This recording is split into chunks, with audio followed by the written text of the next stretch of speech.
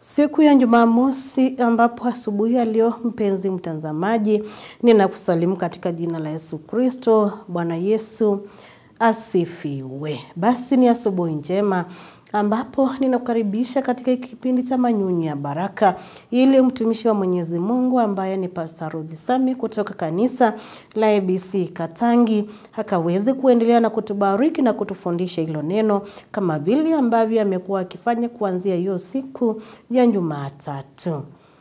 Basi wewe karibu sana, tuweze kuendelea na kubarikiwa pamoja. Kumbuka kipindi ni Manyunyu ya Baraka. Ndugu zangu na dada zangu, wapenzi watazamaji wa Undugu TV, imepata siku ingine ya 6 ambayo nakukaribisha katika mahubiri ya siku ya leo, nikijua ya kwamba wiki mzima tulikuwa pamoja. Nashukuru kwa hayo, na kwa hivyo naomba pia kukusalimu ujambo nami si jambo.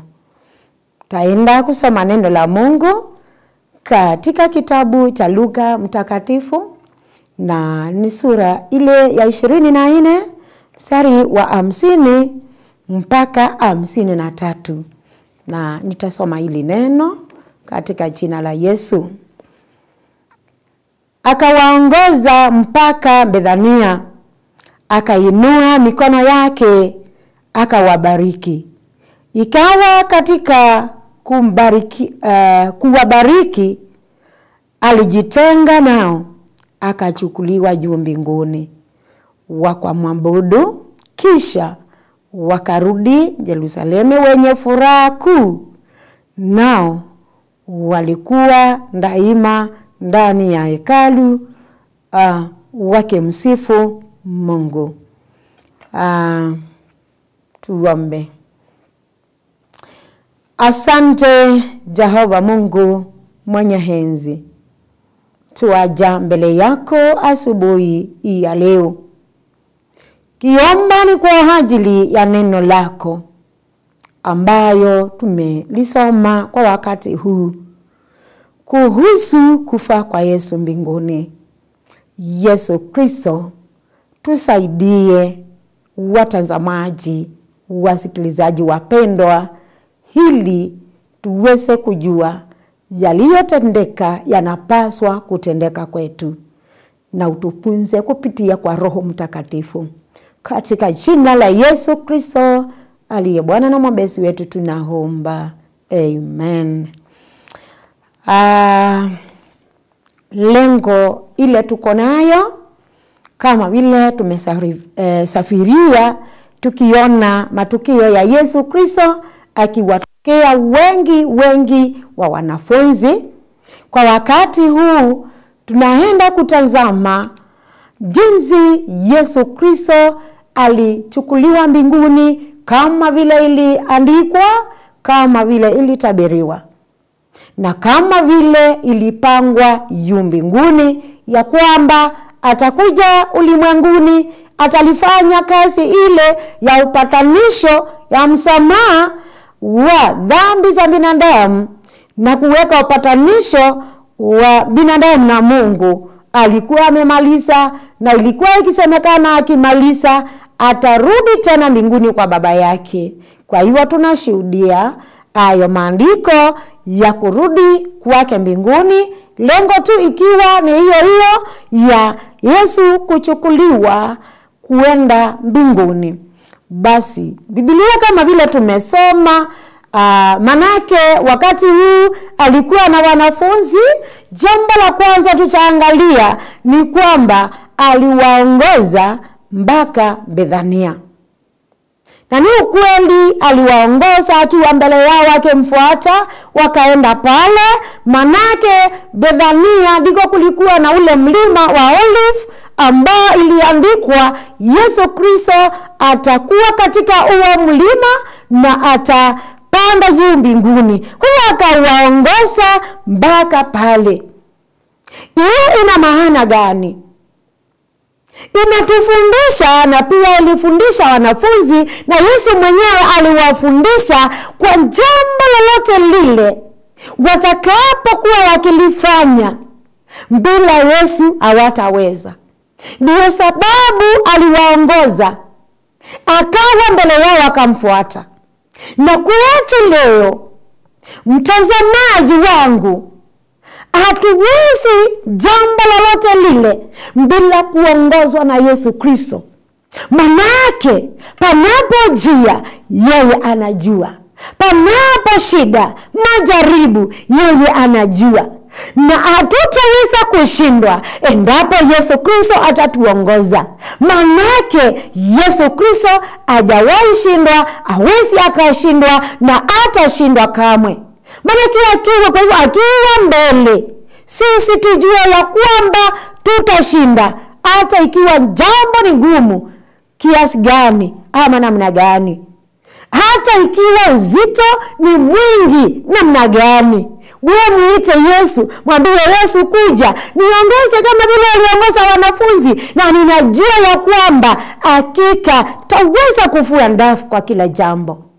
Kwa hivyo, neno la kuongozwa, inatubidi tujue Yesu Kristo ndio anaweza ndani yetu. Kwa hivyo tumkaribishe na tumuite.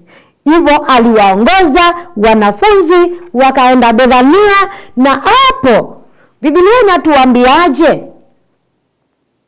Alisimama, na ni pointi ya pili. Alisimama, akawanyeshea mikono, akawabariki.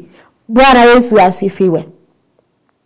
Ndio, mtazamaji, Yesu alibariki wanafunzi, akabariki kazi yake ndani yao, ile ambayo wataenda kuifanya. Akabariki hata miili yao, akabariki hata roho zao, akabariki hiyo kazi watakao enda kuianzisha waifanye. Ndugu yangu na dada yangu, ningependa kukuwa mkuu asubuhi ya leo nikikwambia yule Yesu aliyebariki wanafunzi yuko tayari sana akubariki. Uko wapi ndugu yangu? Huenda ikawa uko na dhambi. Ndio, hakika inamchukiza Mungu. Acha dhambi, jitenge, simama mahali, kaa mahali, enda upige magoti mahali, enda hakika umtazame Yesu, hakika na atakubariki kama vile alibariki hawa wanafunzi. Atabariki watoto wako.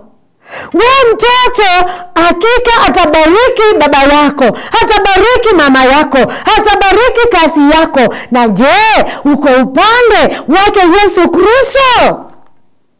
Tuacha dhambi na uje kwake Yesu Kristo.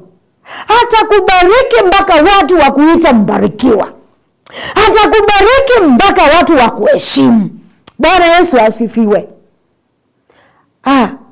Kulingana na vile Yesu alifanya, baraka ni nyingi zile ziko upande wetu. Tumuitishe huyu Yesu, na endapo tunaenda akituongoza, ujue bila shaka utabarikiwa. Ingawaje watu wengi wanajiuliza maswali sana, wakisema huyu Yesu ninaambiwa habari yake, huyu Yesu ameniokoa, huyu Yesu ambaye ninasema neno lake, nimekaa sana nikiomba, nimekaa sana nikimsubiri, lakini nakuambia usikufe moyo, simama imara na umngoje huyu Yesu ukiwa hauna dhambi. Kabla haujatoka katika ulimwengu huu utabarikiwa. Tushuhudie, tuone yale Mungu amekutendea mpaka watu washangae, pia wewe mwenyewe ushangae. Ukikumbuka pale Yesu amekutoa, na ukiona pale sasa Yesu amekuweka, furahia na mshukuru huyu Mungu. Ukiona atayatenda yale amesema, ingekuwa ni mimi unaposikiza na kutazama, ningesema amen na kumwambia Yesu, kuja unibariki. Jambo la mwisho, walienda, ni ukweli, Yesu alipomaliza kuwabariki alijitenga. na akatolewa penye walikuwa, akaondolewa, wakamuona akaenda mpaka mawinguni, akapotea. Na wao walikuwa na furaha ya huzuni. Furaha ya huzuni iko namna gani? Manake alikuwa anakaa pamoja na wao, wanakula pamoja, wanaomba pamoja, kila kitu walikuwa wanafanya pamoja. Lakini zile ahadi zilihaidiwa na watu walikuwa wanakataa, wakisema yeye sio Mungu na yale yameandikwa hayatatimia. Vile walitimia, wakaona akifaa mbinguni, wakafurahia. Lakini furaha ya huzuni ni kwamba hawatamuona hivi karibuni macho kwa macho wakikula naye, lakini kiroho watakula naye. Kwa hivyo kama vile walikuwa na hiyo furaha, walitoka pale wakimsifu Mungu mpaka Yerusalemu, penye waliambiwa waende wakae pale wangojee muweza atakayewawezesha kufanya hii kazi ya uinjilisti ama ya mahubiri. Kwa hivyo ndugu yangu, penye huko ukisafiria, ukimpa Yesu maisha yako, ukimpa Yesu kila kitu chako, hakika utabarikiwa. Akikubariki sidi sana ukikaa penye huko katika maombi na kusoma neno la Mungu. Kwa hivyo tujue ya kwamba huyu Yesu aliyechukuliwa kwenda mbinguni ni ukweli, atatuongoza kila wakati, kila dakika, endapo tutakuwa na mawasiliano yetu naye. Bwana na alibariki neno lake. Amina. Asante Yesu Kristo, uliyefanya kazi yako humu duniani. Ulipoimaliza kazi, ulifaa mbinguni. Ina maana kwamba pia nasi tukimaliza kazi tutakuja kwako. Na je, tutakuja kwako tukiwa namna gani? Na yale maisha tunayoishi, Yesu Kristo tusaidie tuishi maisha ya kukupendeza na maisha ya kuacha dhambi.